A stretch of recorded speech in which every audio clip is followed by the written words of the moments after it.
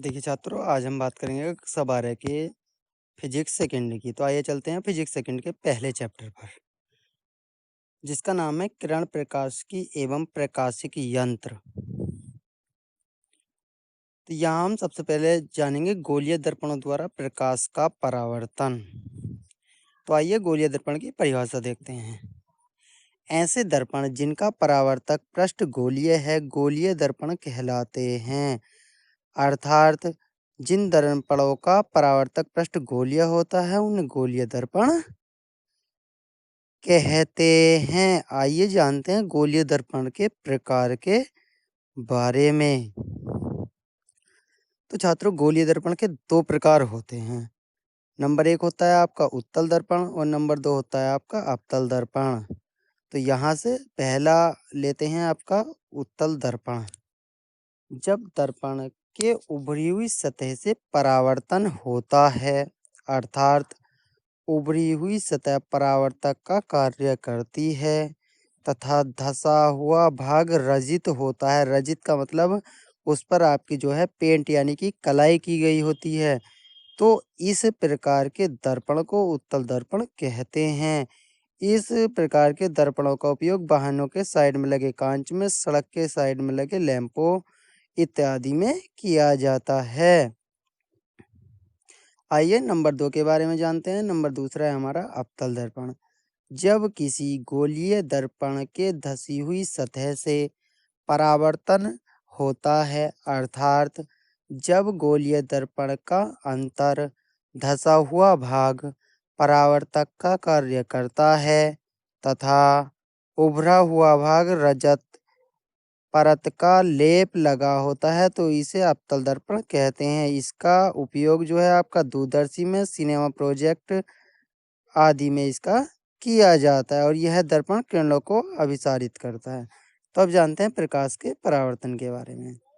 सबसे पहले जानेंगे प्रकाश क्या है। तो देखिए, अंधेरे कमरे में रखी वस्तु को नग्न आंखों से देखने के लिए जिस माध्यम की आवश्यकता होती है, उसे प्रकाश कहते हैं। अर्थात अंधेरे कमरे में रखी वस्तु को उठाने के लिए हमें जिस माध्यम की आवश्यकता पड़ती है, उसे प्रकाश कहते हैं। चाहे वह बल्ब हो, टॉर्च हो, लैंप हो, जो भी हमारा प्रकाश का साधन होगा वह प्रकाश कहलाता है। अब देखते हैं प्रकाश किरण तथा प्रकाश पुंज के बारे में। तो प्रकाश तरंग एक बिंदु से दूसरे बिंदु तक किसी सरल रेखा के अनुदिश गमन करती है।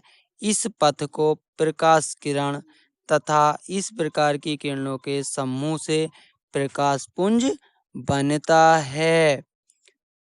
ये थी हमारी प्रकाश किरण तथा प्रकाश पुंज की परिभाषा। आइए अब बात करेंगे प्रकाश के परावर्तन के बारे में। जब प्रकाश किरण किसी चिकने या पॉलिशदार तल से टकराती है, तो टकराने के पश्चात वह उसी माध्यम में वापस लौट जाती है। वापस लौटने की इस घटना को प्रकाश का परावर्तन कहते हैं। तो आइए इसे चित्र के माध्यम से भी समझते हैं। देखिए, यहाँ हमारा M1 और M2 कोई दर्पण है जिस पे एक तरफ से हमारी कलाई की हुई है। बिंदु A से हमने कोई आपतित किरण डाली, तो दर्पण पर टकराने के बाद यह वापस चली गई। तो जहाँ दर्पण पर टकराई वहाँ बिंदु B मान लिया और जहाँ टकराने के पश्चात ये वापस चली गई तो बिंदु C मान लिया। हमने जहाँ दोनों किरण दर्पण पर टकराई थी वहाँ 90 डिग्री का एंगल एक अभिलंब खींच लिया, जिसे नाम दिया गया आपका N। अब ये जो A बिंदु से निकलने वाली किरण थी, ये हमारी आपतित किरण है और टकराने के पश्चात ये परावर्तित किरण हो गई। इसी तरीके से आपतित किरण की तरफ वाला आपतन कोण और परावर्तित किरण की तरफ वाला परावर्तन कोण। तो ये था हमारा प्रकाश का परावर्तन। अब जानते हैं परावर्तन के नियम के बारे में। तो प्रकाश के परावर्तन के दो नियम होते हैं। प्रथम नियम, आपतित किरण, परावर्तित किरण तथा आपतन बिंदु। पर अभिलंब तीनों एक ही तल में होते हैं। आइए इसे भी चित्र के माध्यम से समझते हैं। तो देखिए चित्र में हमारी आपतित किरण जो आपका लाल वाला तीर का निशान है और परावर्तित किरण जो कि आपका दूसरा लाल वाला तीर का निशान है और अभिलंब जो कि आपका 90 डिग्री का एंगल है, ये एक ही तल में मिल रहे हैं यानी कि एक ही तल में हैं। अब जानते हैं आपका द्वितीय नियम। परावर्तन कोण सदैव आपतन कोण के बराबर होता है यानी कि आई बराबर आर। आइए इसे भी चित्र के माध्यम से जानते हैं। तो हमारा जो आई है वो किसके बराबर होगा? आर के बराबर होगा। तो हम कह सकते हैं कि हमारा आपतन कोण बराबर होता है परावर्तन कोण के। ये थे हमारे प्रकाश के परावर्तन के नियम। आइए अब जानते हैं प्रतिबिंब। यदि किसी बिंदु से आरंभ होकर प्रकाश किरणें परावर्तन अपवर्तन के पश्चात किसी अन्य बिंदु पर मिलती हैं तो वह बिंदु पहले बिंदु का प्रतिबिंब कहलाता है। यानी कि हमारा चाहे प्रकाश का अपवर्तन हो या परावर्तन हो, दोनों के पश्चात जिस बिंदु पर आकर मिलेंगी वो ही हमारा प्रतिबिंब कहलाता है। आइए अब जानते हैं दर्पण समीकरण के बारे में।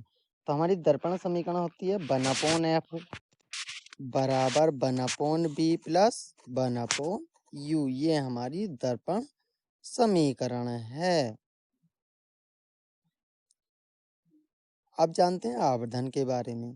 तो दर्पण द्वारा बने किसी वस्तु के प्रतिबिंब की लंबाई तथा वस्तु की लंबाई के अनुपात को प्रतिबिंब का आवर्धन या रेखीय आवर्धन कहते हैं। इसे एम से प्रदर्शित करते हैं। यदि प्रतिबिंब की लंबाई हमारी आई तथा वस्तु की लंबाई ओ हो तो रेखीय आवर्धन बराबर प्रतिबिंब की लंबाई बटे वस्तु की लंबाई एम बराबर आई अपॉन ओ या माइनस के बी अपॉन यू, जहाँ यू दर्पण से वस्तु की दूरी तथा बी प्रतिबिंब की दूरी है। ये था हमारा रेखीय आवर्धन।